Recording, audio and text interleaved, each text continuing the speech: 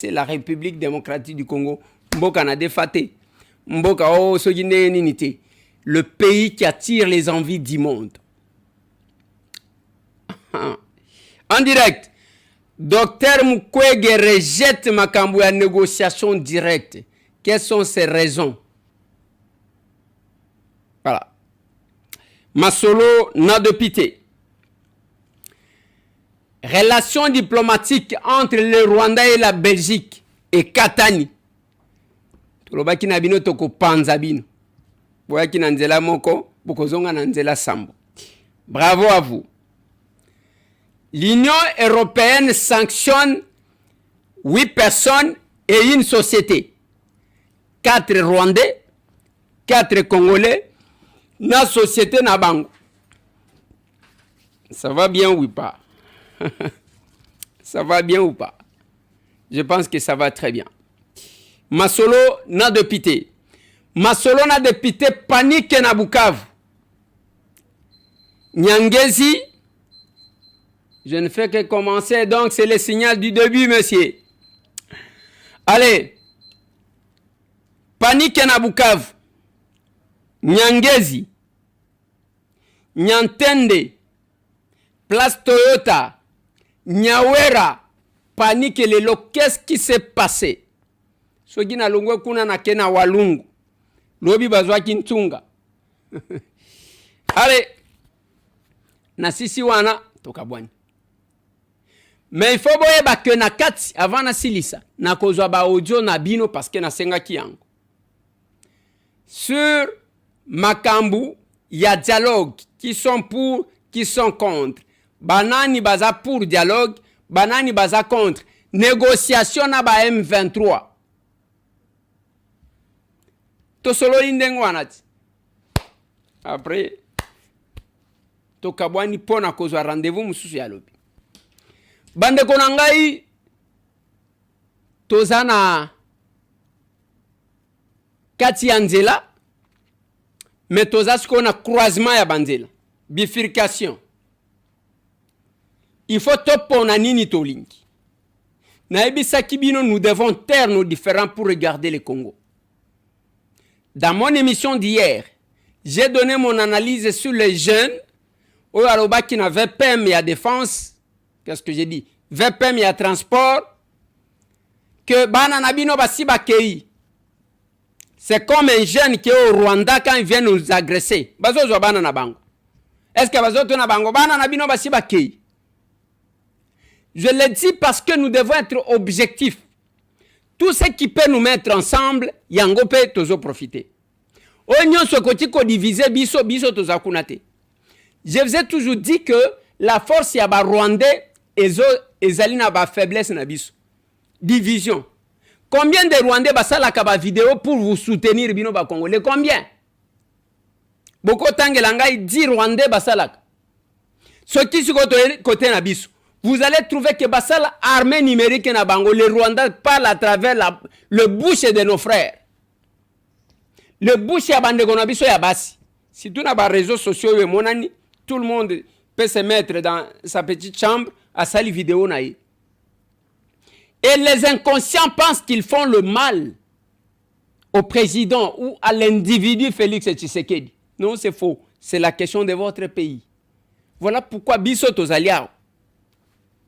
Tozaliawa tokobundisa armée numérique ya ba Rwanda na bino batutu. Ndenge Mamadou Ndala lobaka bakotiela ngai elema wane pamos. Alobi tutaba pika.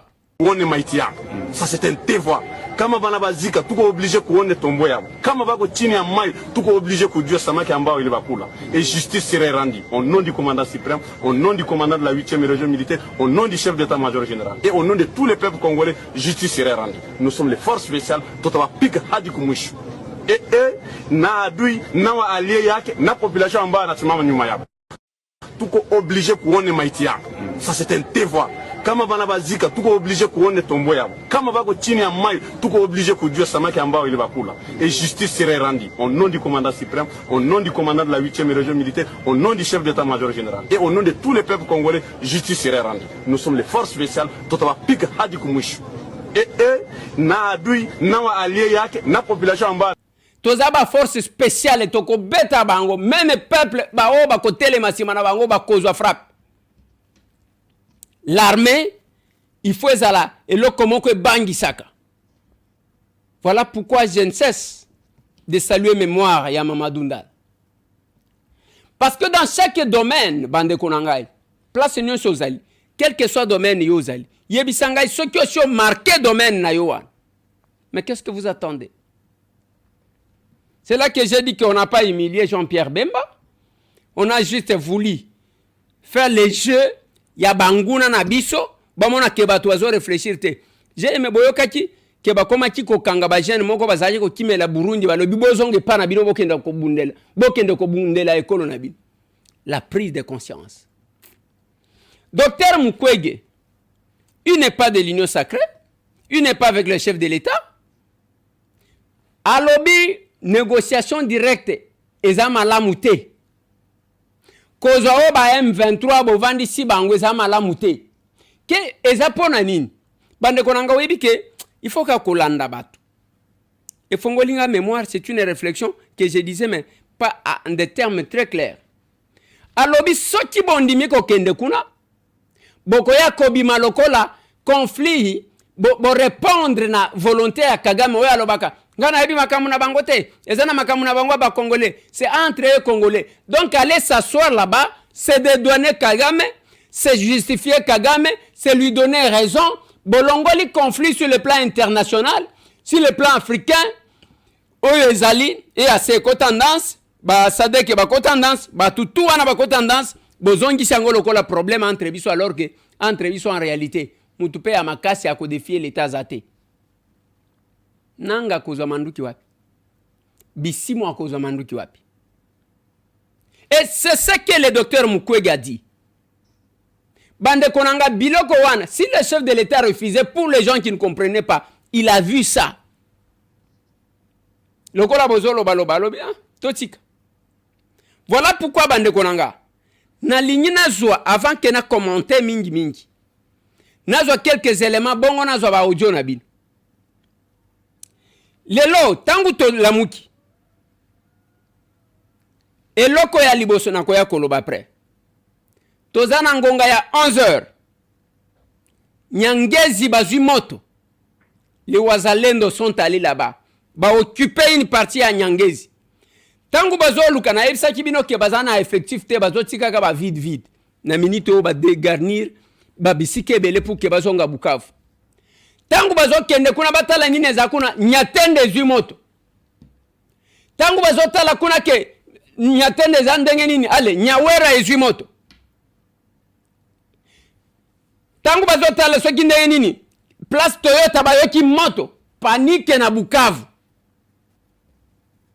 Nazo ebisa bino panique ndenge ba image bozo mona wana ba bazokima na boyi ba awa na pokwa nde ba armée rwandaise atindi ba mituka ba dégarnir ba position o bazalaki bazongi mbango pona kokende ko renforcer nanu boyoki te bokoyoka bosala ka ba aventure mbala na mbala. Mais yambala oyo ekokanga bino awa. Yambala oyo. Ndenge tozolo baboy panique. Simba mwana simba mkolo. Bokoyoka lisusu kala mingi te place mususu ndenge kotuta. Ils nous ont promis. Balobaki na biso papa. Bolobaki na biso le 25 bokozala na Kinshasa tozozela bino. Bolobaki na biso pembeni a chef de l'État bozana ba tukuna nyonso ba pesa bino ba information. Bango ba continuer ko pesa bino ba information. Ba continuer ko pesa bino information. Sanction ya Union européenne kwei. 4 Congolais, 4 Rwandais. Parmi les Rwandais, ceux qui Kagame Longola qui général d'ailleurs à force spéciale les qui pambate, il était au courant qu'on va les sanctionner. Nanu va sanctionner ta. Usine na bango ya raffinerie ya or au bafongola le 1er juillet il y a 2022. Usine wana sanctionné. Sanctionné. Tokotala nini bokosala. Bokoza wa sanction moko. Oh bachaki les Rwandais qu'on a mis là-bas comme ceux qui gouverneur ya nini sanctionné. Bisi mois sanctionné. Okotuna nanga, ne vous en faites pas, ce n'est qu'un début. Tokotala qui va collaborer avec les gens qui sont sous sanction. tokota la place bakozwa lisasi, tokota la place baokende. Bande konangai, la force du Rwanda azozwa ngwe pa na biso. Bato baza faible, on propose des choses impossibles. Quand vous dites ba négocier, il n'y a pas de problème. Ton limite. Tozwa nanu ba audio nabino bongo tozonga. Bonsoir, Ndeko Eliezer. C'est de Kitenge ya Katongo depuis Lubumbashi. Pona makambo ya dialogue wana vraiment tondimi yango te. Président tozo senga ye kaka pona ete abongisa armée abimisa batata nyonso basi basala kala bana nyonso bakotia wasika na armée bazwa commandement de to mona ndenga kobongisa makambo mboka na biso des solutions. Merci. Papa Eliezer. Bonjour.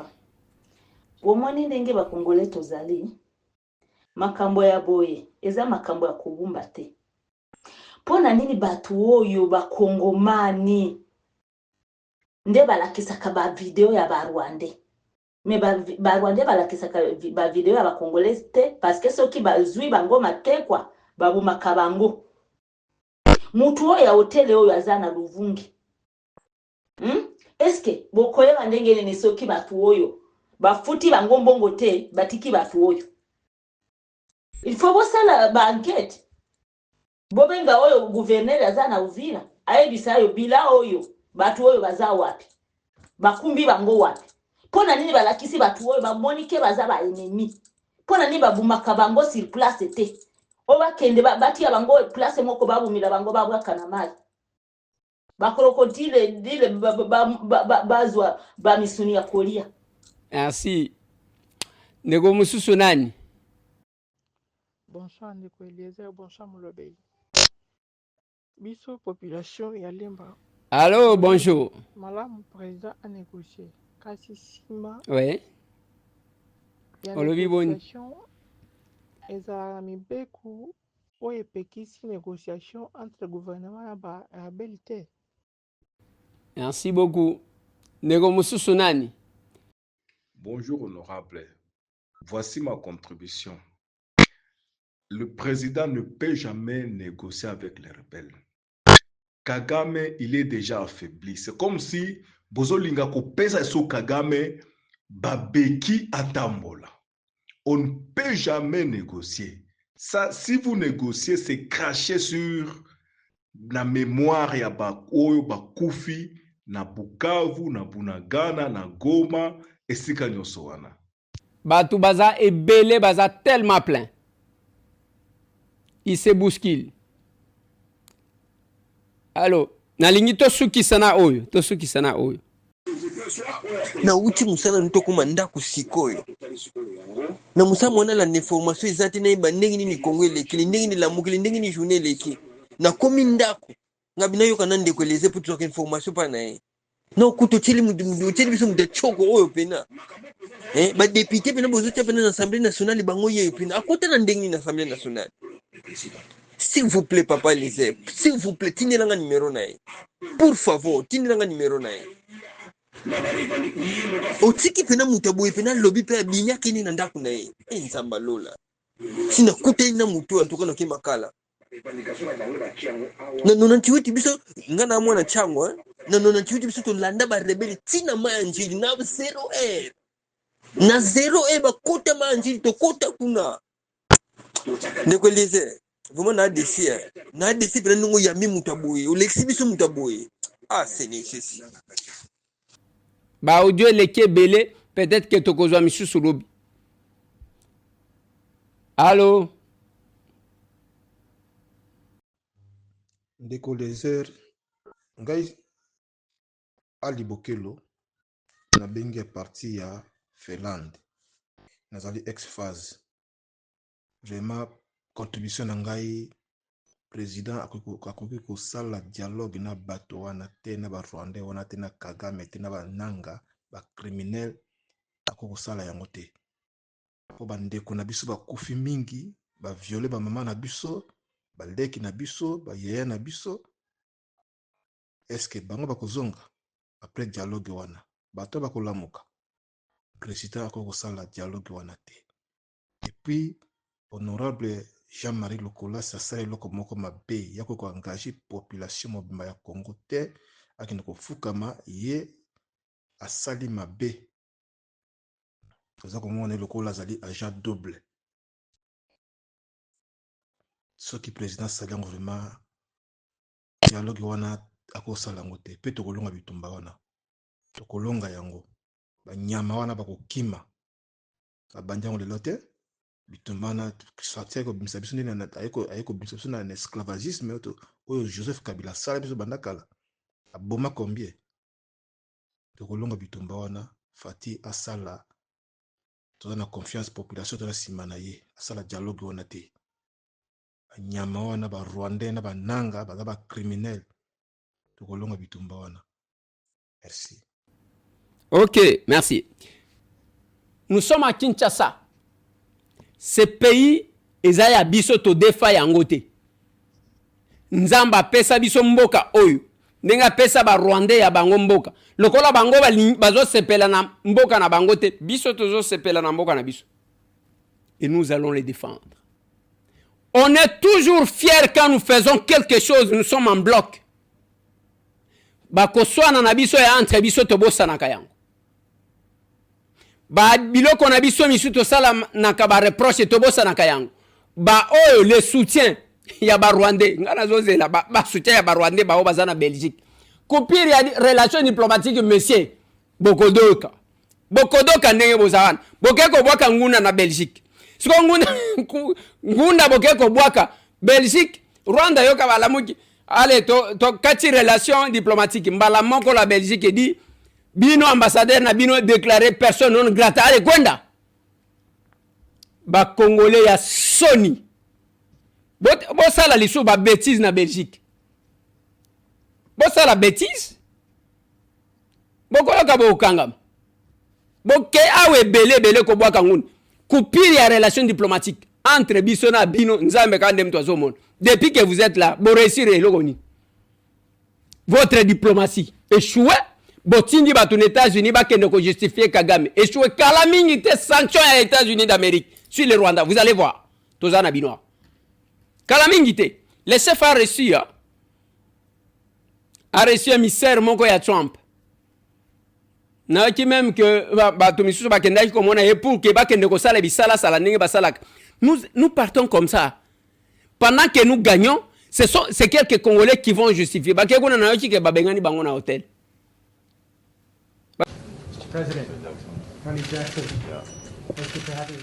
Le respect de la souveraineté et de l'intégrité territoriale de la République démocratique du Congo était au centre de l'entretien ce dimanche à la Cité de l'Union africaine entre l'envoyé spécial du président américain Donald Trump et le président de la République Félix-Antoine Tshisekedi Tshilombo. À travers ses premiers déplacements de l'émissaire personnel du président Trump à Kinshasa, on peut penser à la redynamisation d'un partenariat stratégique entre Kinshasa et Washington. Je suis venu pour rencontrer le président, discuter avec lui sur un certain nombre de questions, notamment les questions de l'instabilité qui se passe à l'est du pays. Nous avons discuté, nous voulons travailler ensemble avec le président pour pouvoir mettre fin à cette situation. Je crois que la réunion que nous avons eue a été productive. C'est une de plusieurs réunions que nous allons avoir.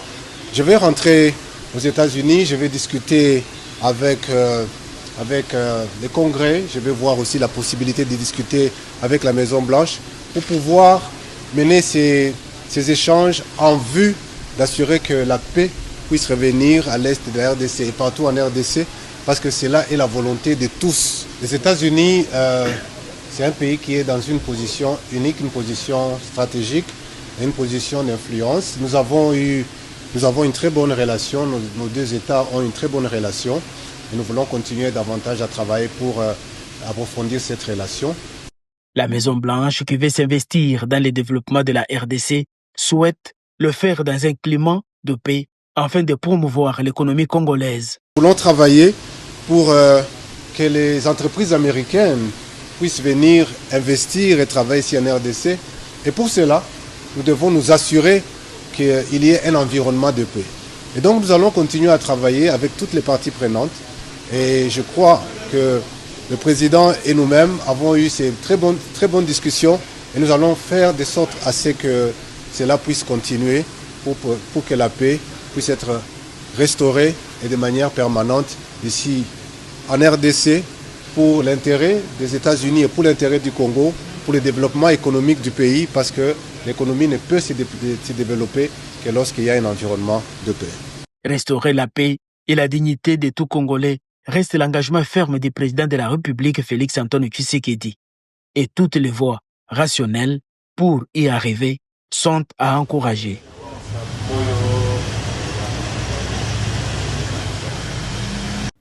Jusqu'où vous allez rester dans l'inconscience et à comprendre que le risque que Félix-Antoine Tshisekedi Tshilombo est en train de prendre est Zaponako, Sikolamboka Oyu. Tshisekedi doit partir parce qu'à Salini. Depuis que vous avez commencé, Tshisekedi doit partir. Tozo gagné sur le plan diplomatique. Ba marche ya, tout moi marche ya, Mike ya. Tshisekedi doit partir. Mundele d'abord aux autres. Ce monsieur-là a un problème dans sa tête ou comment? Il doit partir parce qu'il a fait quoi?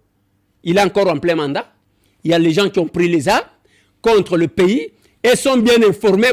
Ce que les Rwandais sont en train de faire.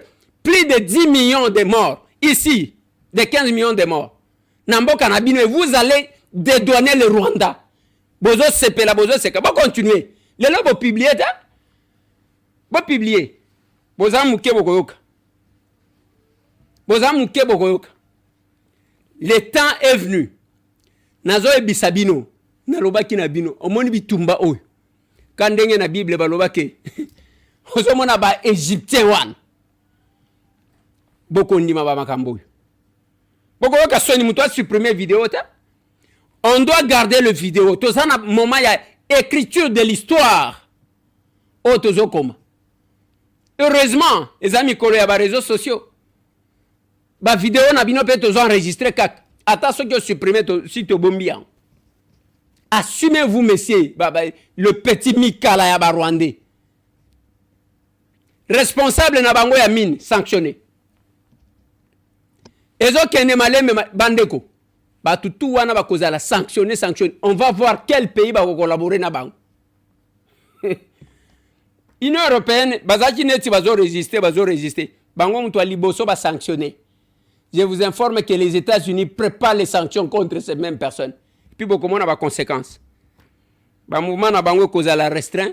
Ceux qui va kokima okende kozwa nationalité rwandaise. Et si li basuki wana ndenge ndeko na bango moko alobaki wana. Alobaki. Société na bango ya raffinerie ya or. Gasabo Gold. Sanctionné. Biloko akosale kokende te. Place ango kosomba biloko sanctionné monsieur. Dieu a parlé et Dieu a agi. Il va toujours agir. Il va toujours agir en notre faveur parce que biso to n'arrive pas à tout temps. Biso to iba ke loko mutute. Tous ces wayamba là. C'est quoi ba exilé de Belgique. Bossa la ba vidéo to ni mabi. Continuez à kosala. Ta mikolo moko ya soki ndenge nini. Boke botondi na Belgique. Boke ko bwa kangunda. C'est quoi coupure la relation diplomatique entre la Belgique. Bon, on dit que présence na bino ezo pesé te pète. Yango bozo batamaka. Nous sommes toujours ici à Kinshasa, la capitale. Les loto yambili susu bane belé na kati ya centre de formation professionnelle. Bane belé. Ba prena e belé ba yekotanga. Concentrés, nous construisons. Concentrés, nous construisons. Nous défendons le pays. C'est comme ça que j'ai dit. J'avais pris la parole une fois à l'Assemblée nationale. Nazotali sabatuna lobi bon. Est-ce que eza kindoki tetangu tozotala?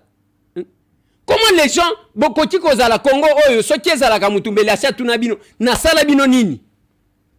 La prise des armes aux États-Unis, tout ce que Trump fait, batozo sepela nango. Na États-Unis bateka ka manduki lokola nguba na ba boutique. Bateka ka manduki. Yo somona nani azui manduki akekuna pona boma bato. Quand vous êtes sur une logique, sachez comment revendiquer vos droits si vous en avez. Nanga keba welele carré minier, makamuna ya privé. à rejoindre une rébellion. Bino bobandi ko betele maboko. Et je vois la manipulation basala que vous pensez qu'on ne connaît pas. On était dans l'opposition, on connaît comment on était en train de faire des petites choses. Bapesi batuma mbongo bokende na stade wana bo crier que nangaya. Qu'ils viennent à la Kakibiso le 25, les autres le 17. Tozo zela na Kinshasa. Bango wana bango moko babimisi communiquer que bako participer te. Parce que bakomi ko banga moyen ko kende zate. Bakomi kana kitunga wana. Oto ko participer te. Nanu boyo kite bokoyoka. Omone zalo kola mutu azana kacha désert, ozana bidon ya mai. Ozo melaka namu. Ba minutieux ko sila bango. Tokotala badani bako renforcer bango. Le monde, même Lorenzo, chef de l'état lobaka na ye, meka okomona batuwa. Baboy ko kende siko. Nazote la bino 2 documents. Le premier document, bozela. Nazote, ya lelo kaka le 17. Yango. Papa Tchelangai. Ordre de mission collectif. Ordre de mission collectif numéro 00-AFC-2025. Les cadres, membres, tout ça. Batindi Bango. Eza, M. Benjamin Ponimpa, Sogi Mponip. Baté wana 5 personnes. Objet de la mission. Objet de la mission. Mission de service. 4 jours. Bache kuna. Bazo kende wapi. Itinéraire. Goma. Kisoro. Kisoro. Luanda. Luanda. Kisoro. Kisoro. Goma pendant 4 jours. Le 17. Corneille Nanga. Mtu a signé. Dès que bayo ki biboto yo ba utiko zwa bande konanga. Basali ami bale. Oh. Tozomona ke communauté internationale. Batu misusu balingite kimia ekota na mboka bino boza batu a kimia nanu boyo kite bande konanga itozo seraka bango boy na coin. Pour ceux qui ne comprennent pas quand vous disiez que nous allons gagner ça bino boza ki komona ngo trop bozomona ngo trop difficile nanu boyo kite bande konangai na senga kibino botekele biso stress. Et je vous ai dit même tango zoka bazo avancer bato yi de pese bazo loba bazo avancer ba avancer Kagame comme président de RDC, comme ça, binobo sepela. Sanction à nos bandités. Abetika boy, non, voilà, tokati relation diplomatique. Belgique et le col azaji kozela l'hôpital. Yo, ambassadeur à Rwanda, déclaré personne non grata. Longo mabele. On va voir où est-ce qu'ils vont vivre. Et ça va aller comme ça. Et on a zolo va capable. Venez. Beaucoup en action commune pour la République. Ba parti à Bawayambara wan. Tala ndenge ba masque zo tomber. Où est l'amour du pays? Yo soki ozangi poste obengi bato ale tokende ko tumba mboka. Ozangi poste mutu pa solo baboy. Et les gens oublient. Oubliez que vieux Franck Djongo vient ngai. Alobaka que soki Kabila kanisaki a défi saki Félix Kiti et le côté papa. Bon Rwanda. Et le Allez, moi je dois terminer cette émission. Dans cette émission, oui. Bah, to suite to kota la lobi soki possibilité zali to ko bino to ko ka solo la parce que bravo na ba wazalendo, bravo na ba militaire o bazaya kotelem. Le Congo nous appartient. C'est la détermination de muto kolongi sabiso. Boka kina walungu lobi bazwaki soki combien de camions koi. Nanu ba koite? Et ba wazalendo nde moma ya ko s'approvisionner. Ba ko ici camion al bazui manduki. Le Rwanda encaissera toujours ba perdre toutes leurs positions. Ba déguernis yang. Ba zongi na Bukavu. Mais boko ka toko beta li sou esika mususu. Allez, pour terminer, Nayambi sur ce plateau. Un papa, avec 2 mamans. Nalingi boyoka soki ba yelini. Bonjour, bonsoir. Bonsoir, papa. Voilà. Femme bonheur. Femme bonheur du monde, c'est ça? Oui. Ok, bienvenue. Merci beaucoup, papa. To sepeli ko yamba bino, est-ce que to woji ko yeba soki nini bino? Merci beaucoup, honorable. Et loko ememe libiso awa. Vraiment, ba femme bonheur, ba lobi était non. Toko fanda ka boete, moi de la femme. Tulingi tokende kokutana na mwana lokolo lopango. Topesa ye moi quelque chose na biso oyo ekoki kosala ke no ekende kosunga pe kopesa moninga sourire. Ok. Merci. Mais yoza femme mette. Skoyo ngai nazali papa femme bonheur. Papa, c'est pas possible. Parce que je suis le secrétaire. Il y a structure. Il y a structure, il y a femme bonheur. Merci beaucoup. Ok. Beaucoup pesa. Et femme bonheur du monde. Ezarapi. Ezali. Nakacha église?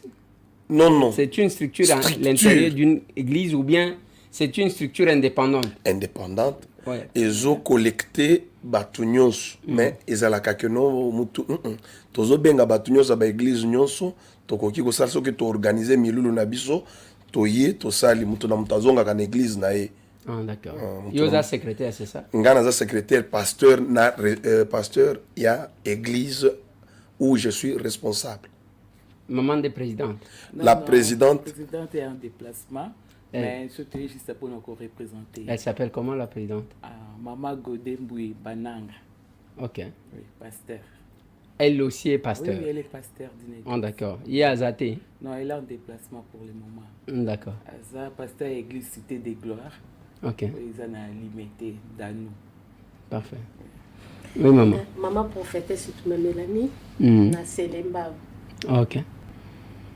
Ok. Merci. On peut Vraiment, notre petite contribution est de $500.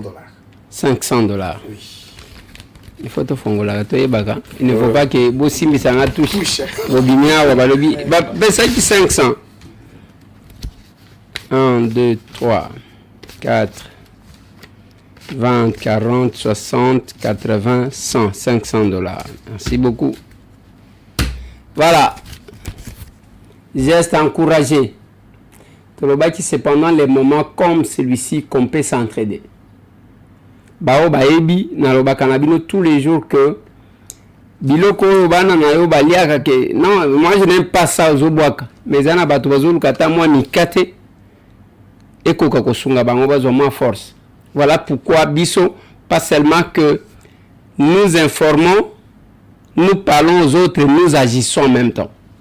Ainsi na tchelibino plus d'une fois nos plusieurs descentes na Goma. Je ne suis pas élu de Goma. Ambition politique, c'est parce que j'estime que nous sommes un. Merci beaucoup à la Fondation Femmes Bonheur. C'est une fondation? Oui. Fondation Femmes Bonheur du Monde. Pour na Yamaman Tomba, c'est ça? À Godé Mboui. Godé Mboui. Tomba Ndena. Voilà. Autricher sur ça. Yamaman Godé Mboui. Maman Godé, ceux qui vous en a Kinshasa, voilà, votre délégation est venue et elle nous a déposé $500 que nous allons ajouter sur l'épée que nous avons pour nous konsunga bande konabiso. Merci beaucoup. Merci beaucoup, honorable. Bonne soirée. À vous. Voilà. Mikolo ya kosungana. Mikolo ya kosungana. Pa koloba loba kaka. Mikolo ya kosungana. Tosunga bande konabiso. Biloko bwaka kawana. Mwambongo muke wano bebisaka. Tosungana. Tosungana. Obengi biso na plus de 143 891 515 061. Plus de 143 891 515 061. Merci à vous tous qui nous appelez. Merci. Bande konangai. Ceux qui ont tali ba Rwandais, ba sala armée numérique na bango ba commentaire ya makazi wana ya mabe uzomona na ya ko désorienter ba tuza ya bango. Mais ba ko doka. Vieux Franck. Olobi ba sali ba pesa confiance nanani. La confiance na Félix Tshisekedi akukai ya doka. Azamona. Na wikiti. Nanani? La confiance na Félix Tshisekedi akukai ya doka. Azamona. Moïse Gatoumi Tchap, qui est traître? 2018, il a trahi la constitution congolaise. Il a trahi le peuple congolais. À trahir Nin. 2018, il a trahi la constitution congolaise. Il a trahi le peuple congolais. Est-ce qu'Aboma? Il a tué à l'est du Congo. C'est quoi Aboma wapi? À Beni. Na wapi lisusu? Et dans le 2 Kassai. C'est pas possible. Est-ce que Bossi Boyoki que Félix Aboma? Bossi Boyoki ndenge bazolo bawada. Bossi Boyoki que Félix Aboma. Bawoka kabakeo kuna. Et puis vieux Franck pe azosu qui s'appelle koloba. Socha kanisaki adefisaki Félix Kiti. FCC bazo kaze non Félix Tshisekedi azo battre la Kiti ya Kabila pour récupérer. Les années vieux. Ah là là. On va gagner.